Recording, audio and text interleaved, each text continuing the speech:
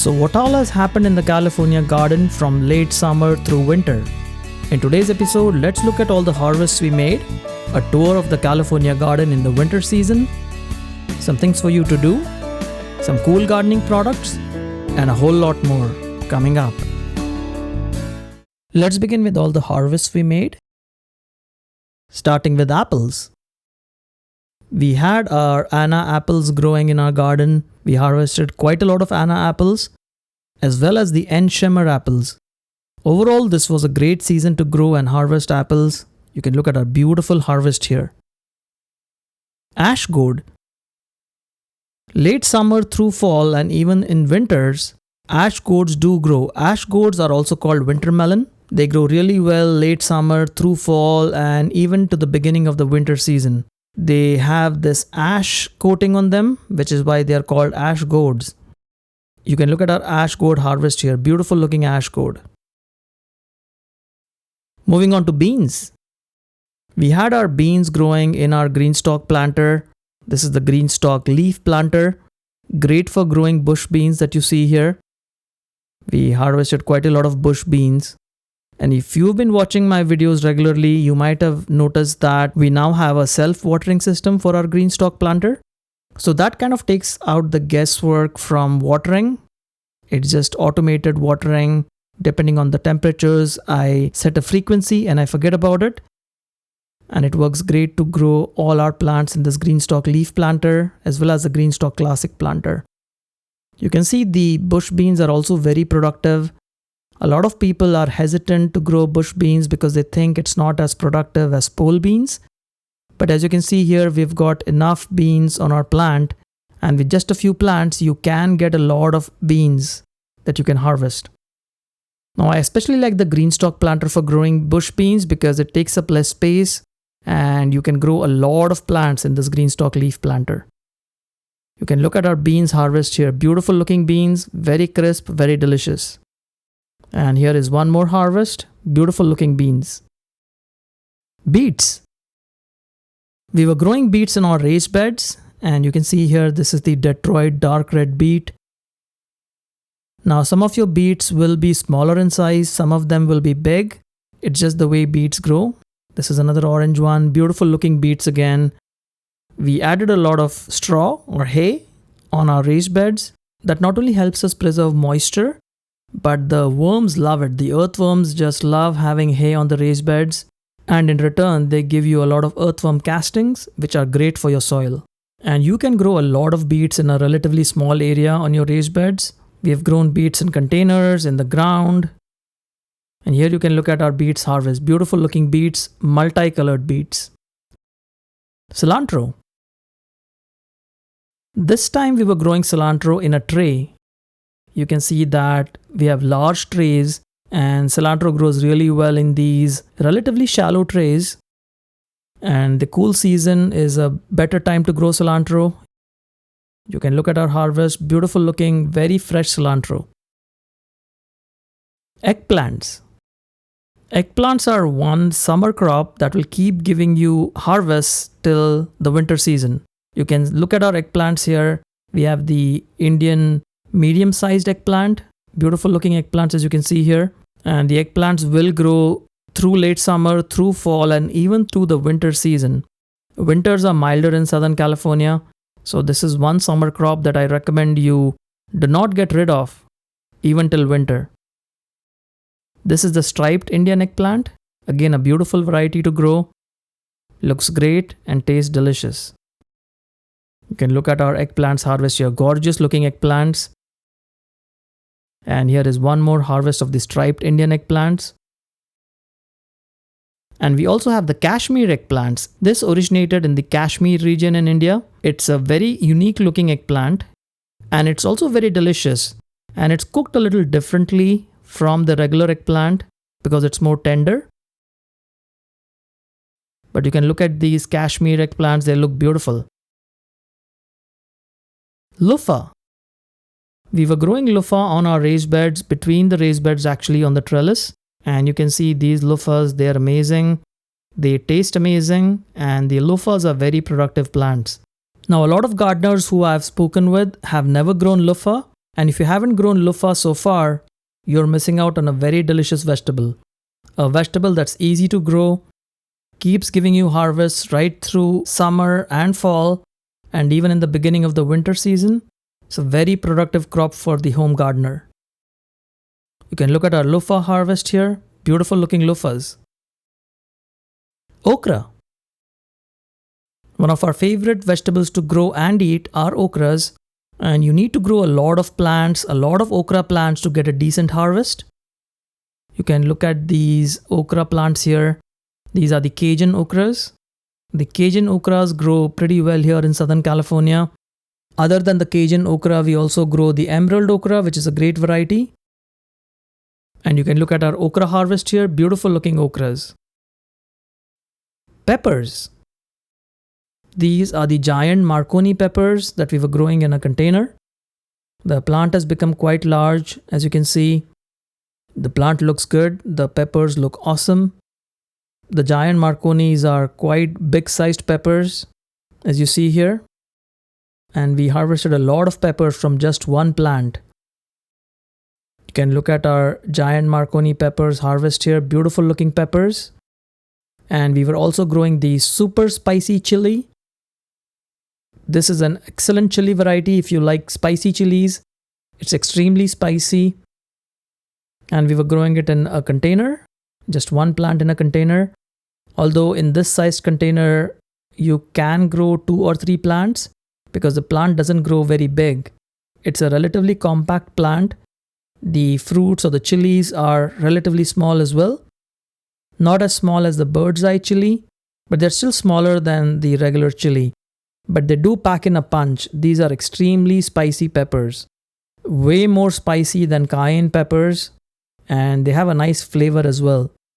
So if you like growing hot peppers, you should give the super spicy chili peppers a try. They're excellent chilies and very spicy. And this is our harvest here. And here are some more. And now moving on to our tree chili, Chili de Arbol. It's a very unique chili variety that we are growing since last year now. We plan to overwinter this chili again this year. And these are also extremely spicy chilies. Pineapples. We were growing pineapples in a container, several containers actually. You can see these pineapples have started ripening now. And it's best to wait till the pineapple completely ripens like you see here for the sweetest pineapples. You can look at our harvest here. And there are more pineapples growing which we will harvest very soon. Potatoes. We were growing potatoes in our raised beds. This is the German butterball potato. And I found it to be a productive potato variety that is relatively easy to grow. The Yukon Gold potatoes are also an excellent variety to grow, but they have issues with pests and diseases. But I found the German butterball potato to be quite resistant to pests and diseases, which makes it a better crop than the Yukon Gold potatoes for the home gardener. But yes, it was quite a lot of work to dig out all the potatoes. And we were also growing the German butterball potatoes in a container. You can see that if you have a whiskey barrel container like this, you can still grow potatoes here. Now we got relatively smaller potatoes from our whiskey barrel container. So ideally you should be growing your potatoes in the ground or in raised beds. And make sure that it has adequate nutrients. Because the size of the potato you harvest will heavily depend on the soil quality, the nutrients. And there are just a lot more nutrients present in the soil, in the raised beds and in the ground compared to containers. But we did get some big potatoes as well. The good thing is you can use these small potatoes, also called new potatoes, as a whole. So you cook the whole potato and you can make some interesting dishes with these small potatoes. You can look at our German butterball potato harvest here. Beautiful looking potatoes. Moving on to ridge gourds.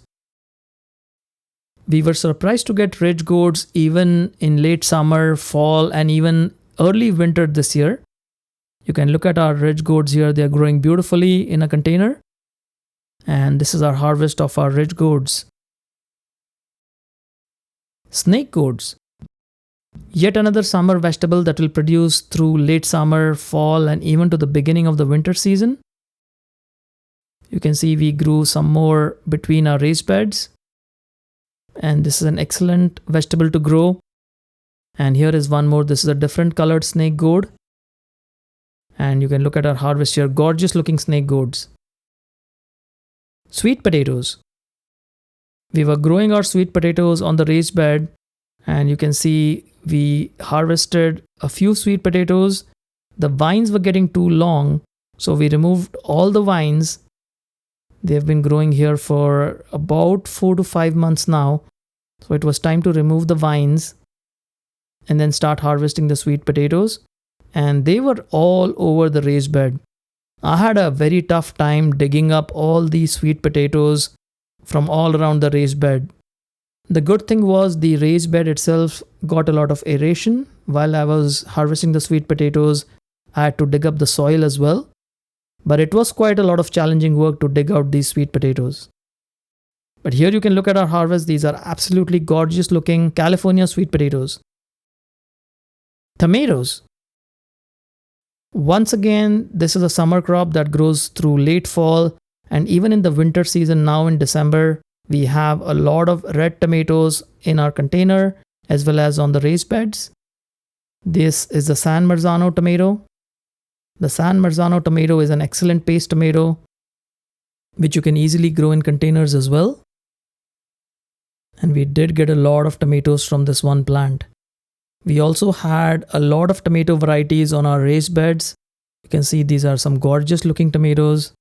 The Celebrity tomato, this was one of our favorites to grow other than the Roma tomatoes. But the Celebrity tomato is a very high yielding tomato. You can get a lot of tomatoes by using the single stem method or the dual stem method that you see here. There are 2 stems in this tomato plant. And these are the Roma tomatoes. The Roma tomatoes are also one of our favorites. Determinate tomato varieties that don't grow into a large plant but still give you a lot of tomatoes. Now Roma comes in determinate and indeterminate varieties. So you have to see which one works the best for you. But we got a lot of tomatoes from just a few plants on our raised bed. And here are some more Roma tomatoes. This is a single stem tomato. You can see that by separating out stems, you do get a larger harvest. The plant focuses its energy on making fruits rather than growing more leaves. And look at our tomato harvest here. Beautiful looking tomatoes. And we did a lot of other harvests in the subsequent days. These are gorgeous looking tomatoes. And now let's begin with the garden tour. Starting with the raised beds. In our first raised bed, we just prepared our raised bed for the winter season. You can see a lot of compost that we added. We also have our tomatoes. I kept a couple of tomato plants just because they were doing okay. And we have some taro plants from our earlier harvest in fall. And I kept one more chili plant for overwintering. Let's see how it goes. The hyacinth bean plant is still producing, so I kept that on the half part of the trellis. And we removed everything else from the other half. In the second raised bed, you can see that we just removed one tomato plant and we kept one. These are the Roma tomatoes. They were doing okay. So I kept one plant. And we still kept our eggplants. These are the medium purple Indian eggplants. They were looking so good that I just kept them. We have a lot of brassicas on this bed, mostly cauliflower, kohlrabi, and some mustard plants as well. They're all looking okay, although some of the critters have eaten some of the brassica leaves. The cherry tomato on the other side is doing well. It has a lot of cherry tomatoes. They are also ripening on the vine.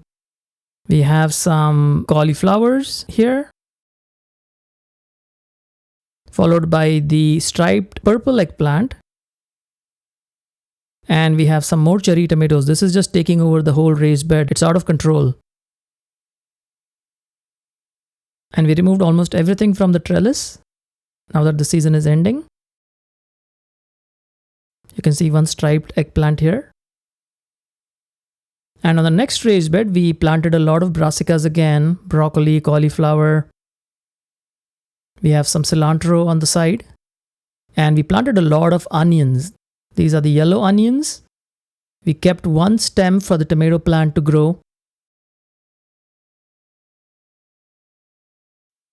And then our tapioca or the boba plant is still growing. And these brassicas, these cauliflowers have been protected with this net. So you can see how much better they are growing compared to the other brassicas. And on the last raised bed, we added a lot of compost here. We planted some cilantro. We have some cauliflower plants. They're looking good. And we have a lot of beets. Lots of beets that we planted here. And there is a curry leaf tree right in between there. The ivy gourd plant on the back is looking okay, but it's towards the end of the growing cycle now. And that completes the tour of our raised bed garden. Now I won't be giving you a full container tour this winter because we planted a lot of citrus trees and some other fruit trees in the container. So not a whole lot of vegetables, but just guavas and limes and other citrus plants, mostly permanent trees here in these large containers. But I quickly wanted to show you how we are growing our cilantro. We are growing them in these concrete mixing boxes. We drilled some holes at the bottom and they look really good. This is an easy way to grow cilantro at home. This is the perfect container size to grow cilantro. Now moving on to gardening products. This is a GreenStalk seed starter kit, and this is not a sponsored review. The product was sent to me by GreenStalk for review, but they do not get to see the review till I have completed it, and they don't have any say on how I review the video. So this is an honest opinion of what I feel about the product.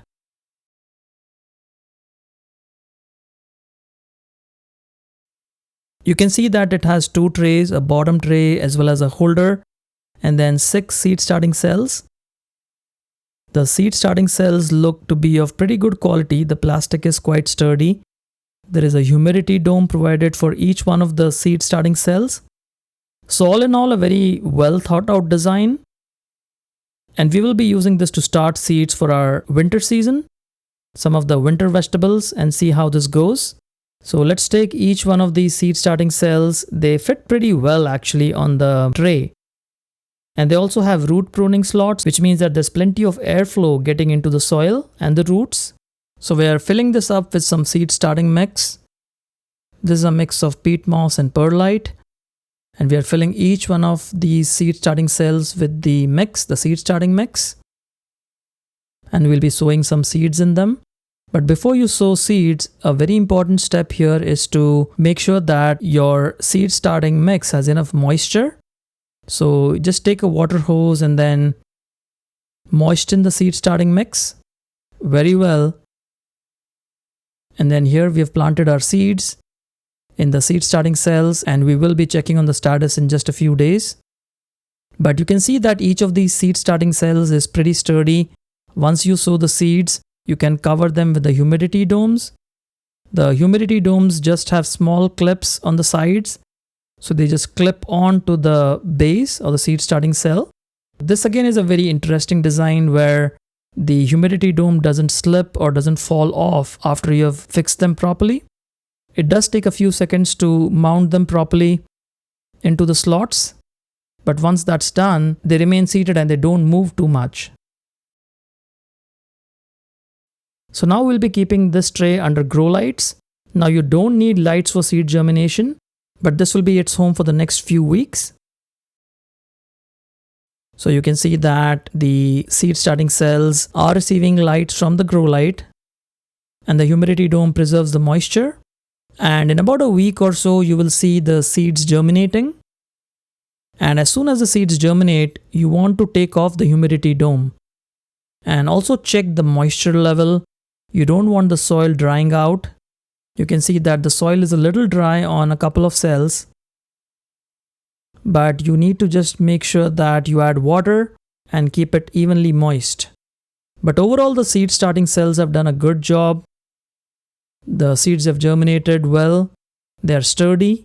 And the humidity domes give it that extra moisture for faster germination. But just make sure you remove all the humidity domes as soon as the seeds germinate to avoid fungus growing on the soil and around the plants. And in a couple of weeks, you can see that the seedlings have grown even larger. And in just a few days, we will be transplanting these outside in our garden. And finally, let's look at some things for you to do in the garden. Wintertime is a good time to start preparing your garden for the winter season, for the cool season crops, as well as the spring season. So you might have already seen our composter. We compost our kitchen scraps, coffee grounds, everything at home. This is our 2-chamber composter, and the finished compost is on the left side. You can see that this is ready to go onto our raised beds. And we did exactly that. We took the compost, the finished compost, and added that to our raised beds. Now, this is a very important activity that a lot of people do not do for their garden, which is adding compost every few months. Now, just make it a habit. Just create some compost, use a composter, use a dehydrator, whatever you want, but make sure that you have enough compost in your garden, add it to the soil, and this greatly improves the quality of your soil, the texture of your soil, and is very essential for your plants to grow and thrive. So make sure that you put this as a to-do for your own garden, and you'll be very happy with the results.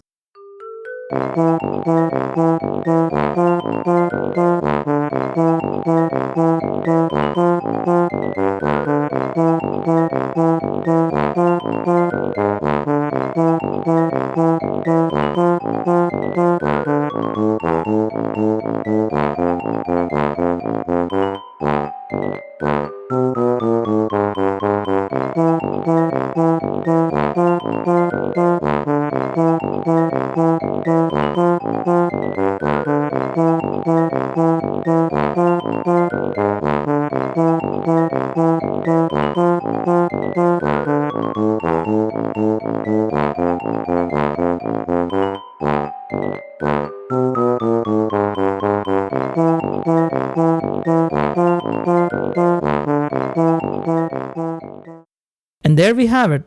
If you like this video, smash that like button. If you have any questions or comments, put them in the comments box below. We'll see you again soon. Happy gardening.